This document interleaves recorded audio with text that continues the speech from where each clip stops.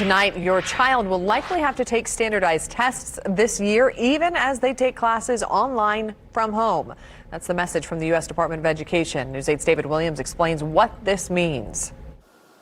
In this letter dated September 3rd, Secretary of Education Betsy DeVos tells states' chief schools officers that the U.S. Department of Education expects states to administer tests such as iLearn during the 2021 school year. Indiana, just like other states, are now required to ensure that we give those assessments this year. Right now, Hoosier students are learning either in the classroom, virtually on a device, or a mix of both, called a hybrid model. That does lend itself more to an environment where you could put a test in front of that student.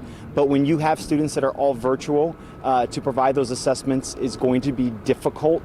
And so we've been working with districts to determine what's going to be that best approach. What should that approach look like? So how do you administer a standardized test to a student learning remotely? Baker tells me school districts are looking at a few options, like setting up a place where students can come in. Either on a one-by-one basis or on a few-by-few basis where they can be socially distanced and you can ensure that you have every safety measure in place.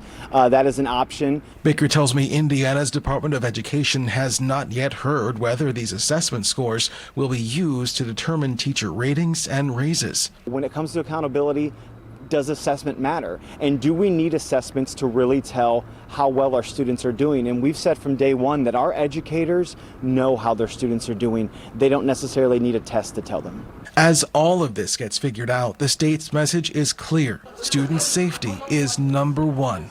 Baker tells me I-Step 10 starts in November for high school seniors that need to retake it. Other state assessments like iLearn are scheduled to start in the spring, beginning with third graders. At the State House, I'm David Williams, Wish TV, wishtv.com, and follow us on Facebook.